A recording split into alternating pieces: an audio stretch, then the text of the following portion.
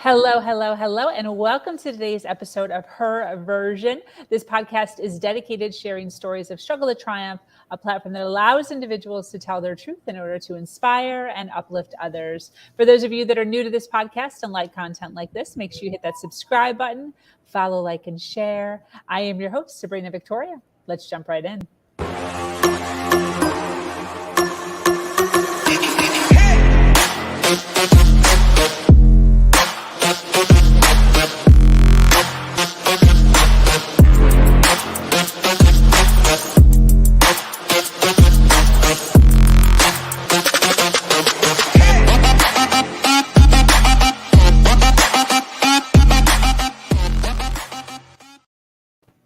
Hello, and thank you for joining us today for this episode of Her Version.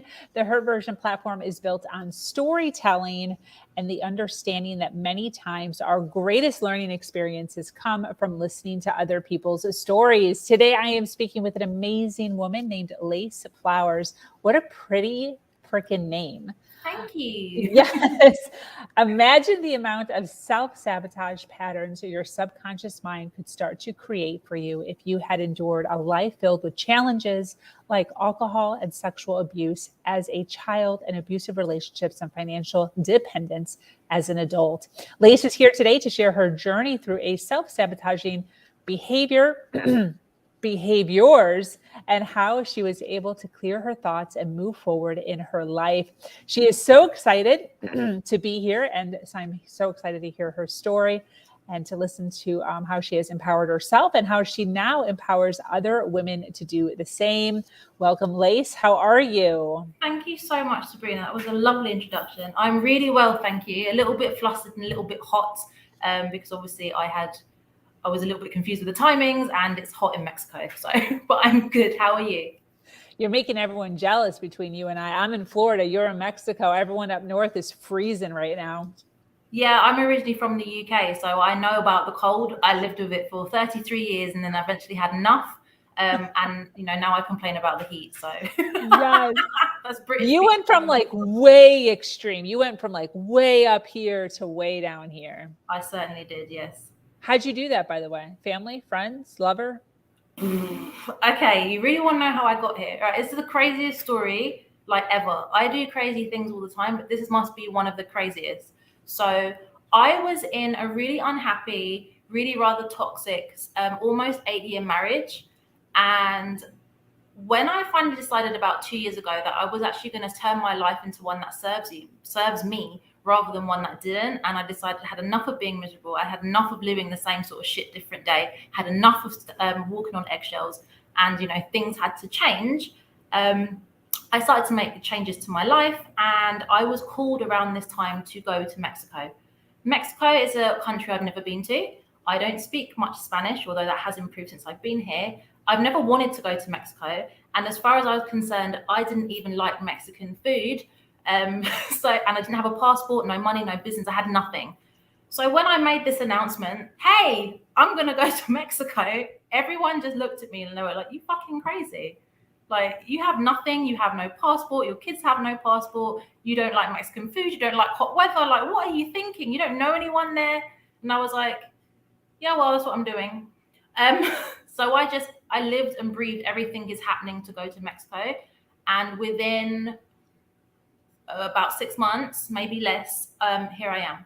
I literally left all my shit behind, my 4x4, my caravan, my library, my crystals, my everything, packed what I could into some suitcases, got on a plane with my kids and just fucked off. And here I am.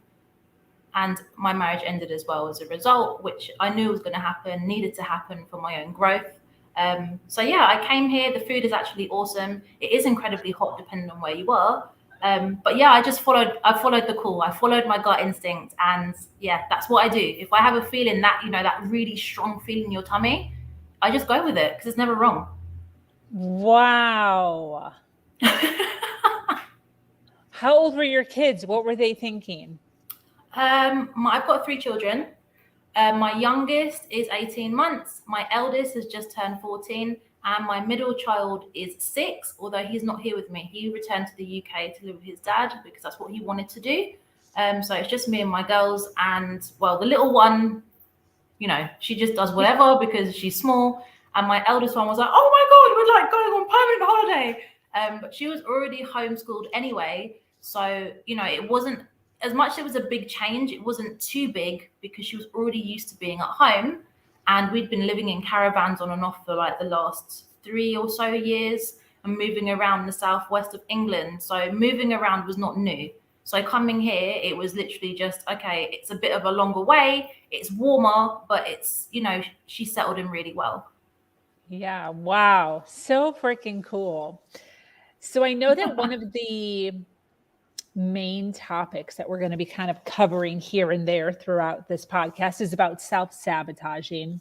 But what I want to start out with is you sharing a story or a journey of one of the biggest challenges that you've had in your life, whatever it is, doesn't matter. And tell us what you learned from that challenge. I think, oh God, I've had a few. But honestly, I think the biggest, probably the most recent biggest challenge I've had was actually walking away from my marriage. It took every ounce of bravery that I had. It took all the courage that I could possibly muster, because at the time I was completely financially dependent. I had absolutely nothing. And I sort of lost myself in this time. I was so worn down and so miserable. And as much as I wanted a way out, I couldn't see it. I couldn't imagine a life outside of the miserable one I was living. And that made me like want to hold on to what I had, which sounds crazy because I was so unhappy and so miserable. Yeah. But I just couldn't see, like, how was I going to survive outside of this? How was I going to support myself? How was I going to support my children? Like, could I really go it alone? Could I even be on my own? And that was huge because it pulled me this way, it pulled me that way. I tried to find ways to make it work. I tried to be, find ways to be a better wife. Maybe I could fix this, but it's not just about me. Marriages, relationships are all about, two people or more if you're into that sort of stuff. And one person alone can't fix it. So it was sort of finding my way through finding the courage to end that. And what I've actually learned, now I'm on the other side of it, is that, life is too short to wait. You will be okay.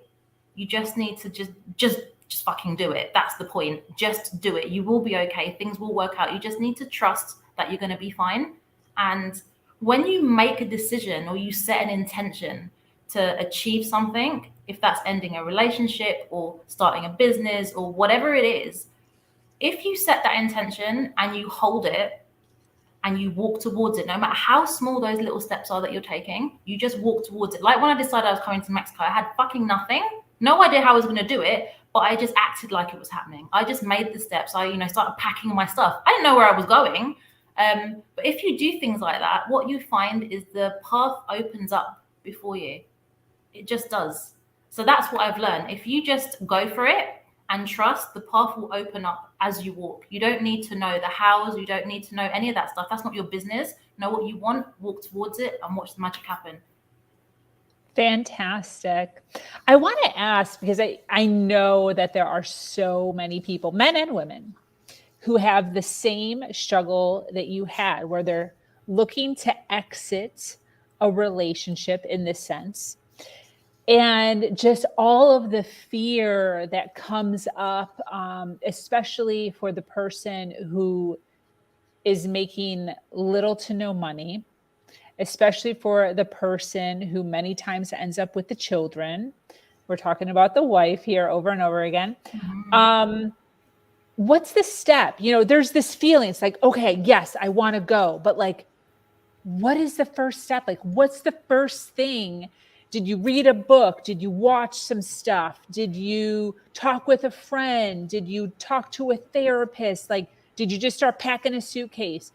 What's like the mindset? What's the process in which to get from that to this that you took? Yeah, for me, the very first step was having that realization that this has to stop. This has to end. You cannot grow or be happy or find, the things that you want in life if you continue this. So it was having that realization is that very first step. And the sort of like second one, if you like, is making the decision. Okay, I'm going to do this. I'm going to leave. I've checked out.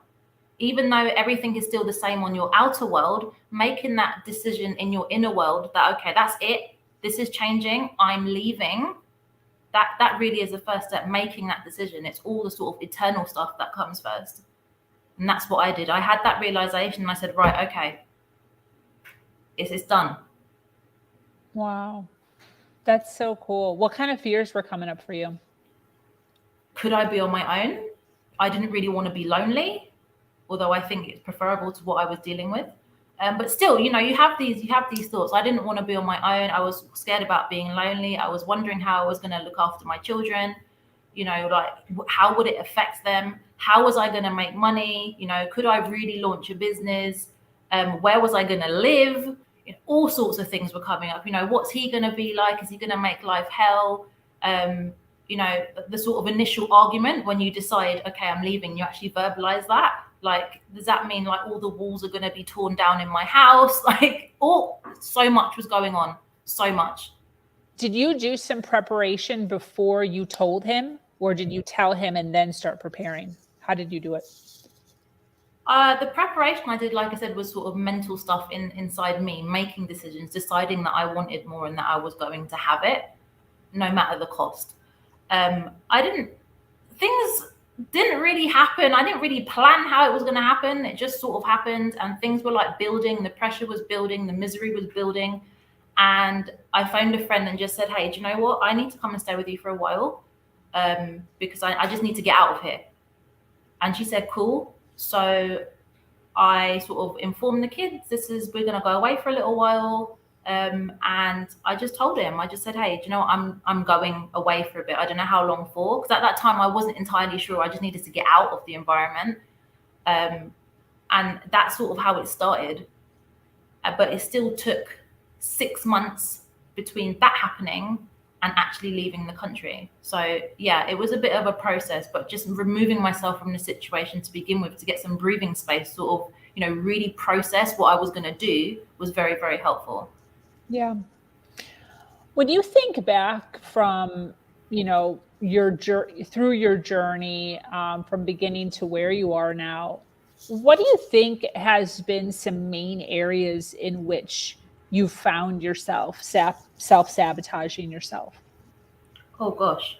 Well, when I had the realization I had to leave, I had been through the self-sabotaging coaching program with my mentor. I was also training to become a coach underneath him, but you go through the process as part of that. And I knew that there were certain, things, certain aspects of my diet, of my lifestyle, of things that I was doing and allowing into my life that were, keeping me in fear, essentially, on a sort of chemical level, because fear doesn't just come from bad experiences or terrifying experiences. It's also influenced by chemicals and things in our environment. So I knew these things. There were little changes I had to make. There were certain habits that I needed to drop, like drinking too much, smoking cannabis, that sort of stuff. And I did stop for a while. And then when I had that big realization, oh my God, like my marriage is going to end, and it freaked me the fuck out. I went back to all of it, because that's what you do. You go and sedate that pain of you're going to be on your own, that pain of being terrified of what's that going to be like. That's what we do. We go back to old patterns, things that keep us in comfort, because we want to sedate that pain. So I went back to smoking pretty much every single day. I was drinking lots and lots of alcohol, just so I could sort of comfort myself. But that's the problem. It was sabotaging me. It was stopping me from moving forward. It was still continuing to build that fear inside of me and stopped me from moving forward. So then you have to come back out of that. And that's what happens to lots of people. It doesn't matter what you're trying to achieve, whether it's you're trying to lose weight, you're trying to open a business, you're trying to leave a toxic relationship, whatever it is. If we're not aligned with it on a subconscious level, we end up going back into old patterns, and we find ourselves procrastinating, drinking too much, eating too much, smoking too much, and just sort of doing things that waste time and keep us right where we are, because, our subconscious doesn't want us to change. And that's what happened to me. So you do take sort of some steps forward and some steps back, but it's important not to beat yourself up. It's important to remember this is about progress. It's not about perfection. So just keep moving forward. Don't beat yourself up when you go backwards, because I didn't. I knew it was happening. I could see the patterns and I was like, I totally get what's going on. So you just have to keep moving forward. But it's very, very easy to slip back into old habits. But there are things that you can do to make your fear load less. When you found, I know you said it didn't really happen to you very often, but when somebody does start to kind of beat themselves up, what would be a good technique they could use to pull themselves back into an empowering state? I would just stop and breathe and look for those silver linings. Look at how far you've come. Look at the progress you've already made, before you started going backwards. And really acknowledge that. You've already done that. You can do it again. So that's what I would do. I would sit and reflect on what's already happened and the progress that you've made. And knowing that you've done it means you can absolutely do it again. Yeah, for sure. What do you think is the number one lesson that you've learned about life? About life? Dear God. Honestly, that's a big one. The number one lesson I've learned about life, I think, again, is life is too short. It is too short to sit around and be unhappy. It is too short to accept less than you deserve.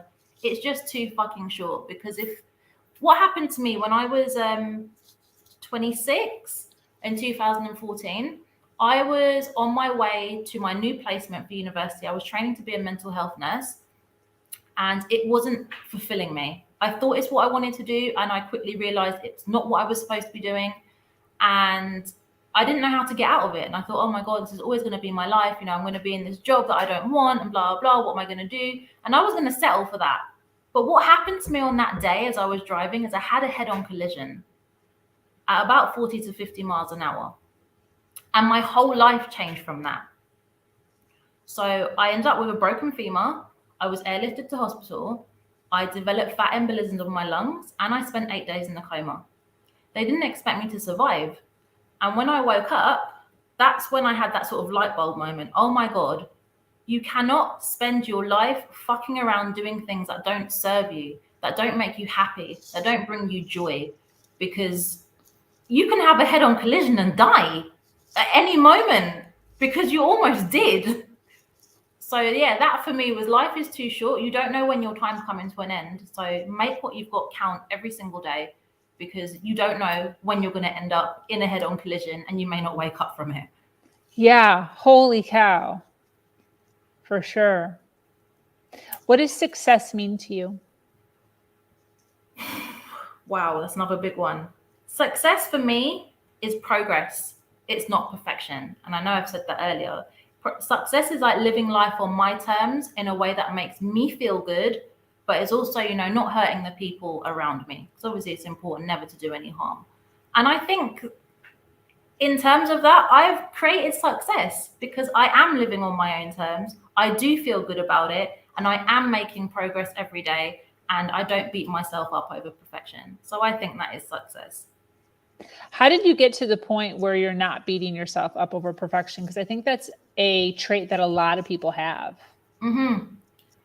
Beating yourself up over perfection is just another form of self-sabotage. That's all it is, because lots of people go, oh, I can't launch this product until it's perfect, or I can't do this until I'm perfect. And you're just standing in your own way, essentially. And when you realize that aiming for perfection, one, it doesn't exist. And two, that the longer you sort of delay things or put things off because you're waiting for perfection, the longer you're going to stand in your own way, the longer you're not going to make those leaps forward to be doing the things that you really want to do and to be, getting the thing that you really desire. So if you just, sort of start where you are and do what you can and acknowledge that you're doing that, and by doing that, you're making progress, it's all good. You don't need to worry about perfection. Yeah, makes sense for sure. I want to take a moment to acknowledge those watching live. Thank you so much for being here. Thank you so much for hanging out with us. Those of you watching on the replay, make sure that you are hashtagging replay so that we know where you are and what you are, where you're watching us at. But I want to ask Lace, first of all, where's your name from? Is that your real name? It is. It's on my passport. Wow. What does it Yeah, lots mean? of What people does it ask me that. stand for? Why is it so feminine and pretty? I don't know. I always think of like lacy underwear and like, pretty things like that, but I don't know. You don't know why your parents picked it? They just, No, they didn't. That's not my birth name. It is my name. okay. Mm-hmm. Got it. I love it. So I want to ask, what do you do for your business Mm-hmm. and where can people find you? Okay, well, what I do in business, I am a freedom from self-sabotage coach and an empowerment coach as well. And I work with mainly women, although I'm not only, for women. I do work with a couple of men, but mainly with women who have been working on their businesses for like a long time. They've been looking to, build financial success or build a level of success, that they want. And they've invested in lots of coaches. They've invested in lots of, courses to like get them to that point, but they still find themselves not quite where they want to be. And I come in and I teach these very determined women who know on a soul level, this is what they want to be doing. They don't want to give up, but they can't understand why it's not working for them. I come in and I will teach you about, what's holding you back, what's your self-sabotaging habits actually are, where they come from, and how to make them stop. And we do all of that using subconscious programming and working on a chemical level. So we really take it really, really deep, because a lot of people who are in this situation where they're trying to build things up, they're trying to create success, they're trying to create more joy, more abundance, more happiness, and they're not quite finding it, don't realize that it's not the courses that they're investing in. Generally, they are good. It's not the coaches are all shit. Generally, they are good. The problem is an internal problem. The problem is you, essentially. And I don't mean that in a horrible, dickish way. But there are things that we are doing subconsciously to hold ourselves back. There are things that we are doing to stand in our own way, like I've just spoken about. And once we understand what we're doing, where it comes from and how it works, then you're empowered to actually make some serious changes in your life and to be able to create that prosperity, create that abundance, create that business success. Whatever it is you're looking to do, you can create it once you understand where it comes from, how to dialogue with your subconscious mind and make the changes you need to make. And that's essentially what I do. What would be a step that somebody would take? Can a person get rid of limiting beliefs or self-sabotage altogether? Or do you think that that is an innate thing that is human? It is human because our subconscious mind is built to behave in a certain way. And we're not taught any of this stuff. But once we're taught it and we understand how the subconscious mind works and we understand how it keeps us stuck in, certain patterns of behavior, then we can begin to dialogue with it to change it. So I do believe it's something you can rid yourself of. I don't know anyone who's got it perfect because, again, there is no such thing as perfection. But I do believe that people can certainly influence themselves to the point where they can get their mind to work for them rather than against them on that deep subconscious level, rather than just that, the conscious level of I want and I'd like this and I'd like that. That's all good and well, but you need to get underneath those layers to change it. So you can certainly have a huge, huge impact on your subconscious, how it works. And, instead of it sabotaging you, use it to literally brainwash you and yourself into a better life. It can be done because I'm doing it and I continue to do it. But it is a process. It's not something you sort of just learn and overnight it's all done. You have to keep taking the steps. You have to keep applying the magic. Do you know what I mean? You have to just keep moving forward. It's not you don't just take a magic pill and it's done. It is a process. You have to keep applying it every day, but it becomes easy. Yeah.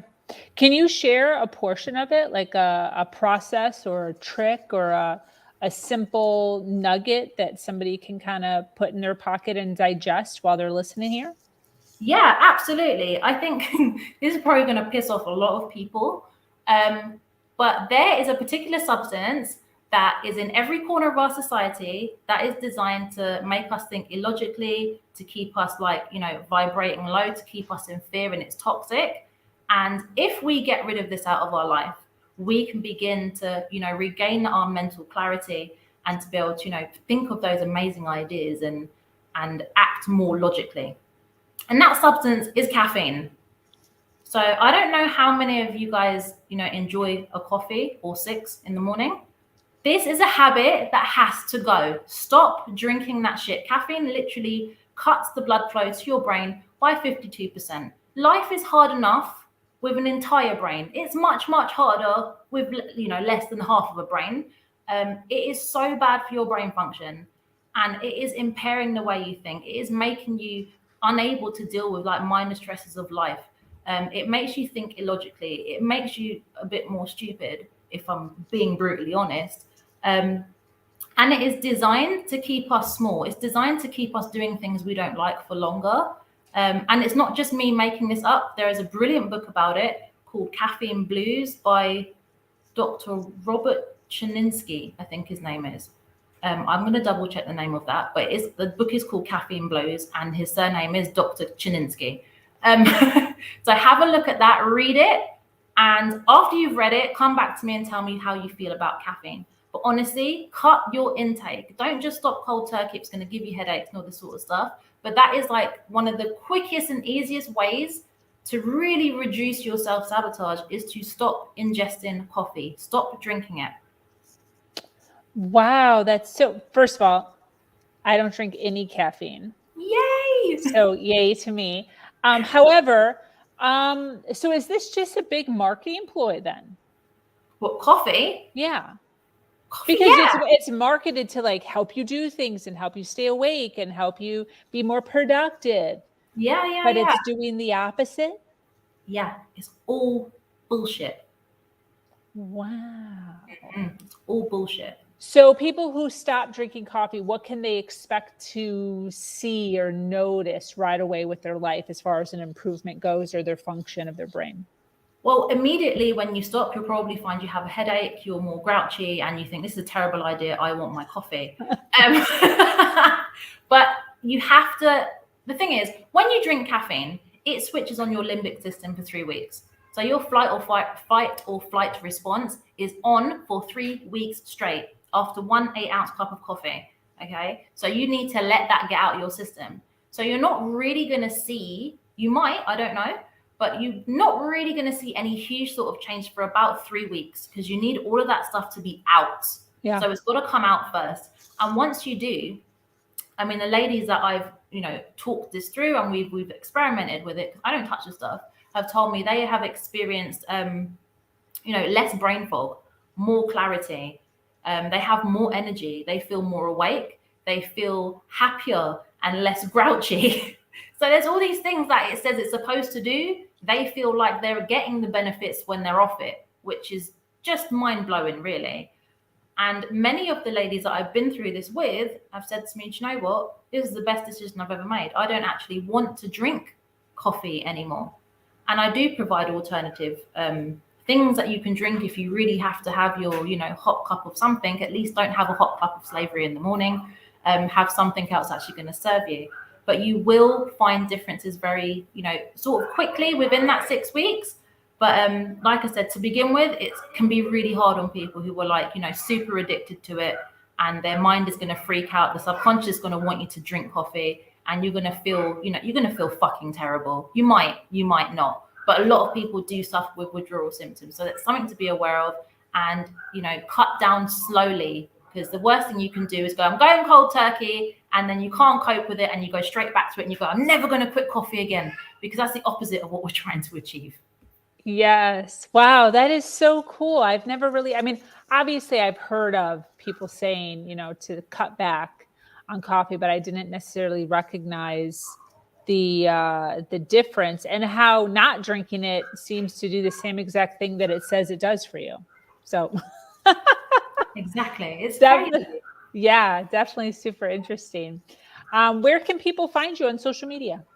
On social media, you can send me a friend request at Lace Flowers. I do have 2 profiles, but the one you want to use, the one that says Lace Flowers 1, I just won't accept you on the other one because I can't even get into it. So you'll know if you've got the right one or not. I've also got a Facebook group called the Online Business Owner Lounge. So you can come along and join in there and, share stories of the business that you're building, the journeys that you're going on, and, how you're finding it all. It's a very, very supportive, very small at the moment community, but you're more than welcome to join.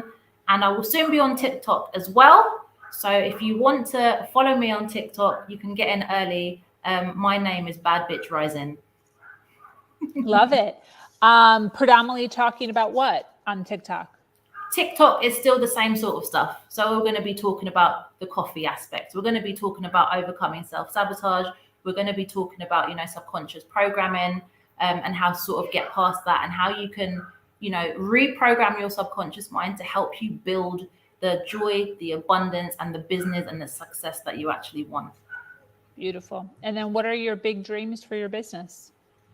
My big dreams for my business. I think one of my biggest dreams is to have a sort of, location independent workers hub, somewhere beautiful in the world where I can accommodate people who are location independent. So they have a safe space to work, co-working spaces, and somewhere for them to have their children so they can play and, play in nature and learn useful stuff. Lots of Montessori style play and foresty school type stuff while the parents can go off and work, and also have lots of self-care and lots of personal development sort of activities going on as well for both children and adults. So it's like a place everyone can come, they can learn, they can play, they can grow all together separately and apart. And I'd also really love to hold retreats. I want to book beautiful locations across the world and bring online business owners together to grow, to develop themselves personally, to get over their self-sabotage, to network, and enjoy some time kicking back and relaxing, of course, at least annually. So this is something you can look out for because it is coming, and it is something I'm going to do. Absolutely. Why do you do what you do? Why do I do what I do? Honestly, because I am called to do this on a soul level. I don't know what else to do because there is nothing else I can do. This is it. I've known since I was a child that I would grow up to share my story. I would grow up to, reach millions and to help so many people change their lives. Obviously, at that time, I had no idea how I was going to do this. I didn't know what story I was supposed to be sharing. But honestly, after everything that I've been through, from alcohol abuse, sexual abuse, a torrent of disgusting, horrible, toxic, nasty relationships, I just know that I've been through all of that for a reason. And the reason isn't because there's something wrong with me. The reason isn't because God hates me. The reason isn't because I'm just here to have a really crappy life. The reason is I'm supposed to learn and grow from it. And I am here to inspire and uplift others, to give them hope. If you're in the same sort of dodgy situations, or, you've been dealt a really shit deck of cards, that you can actually turn it around. You can build the life that you want and the life that you deserve, and you can totally have it all, and you can have it all at the same time. Beautiful.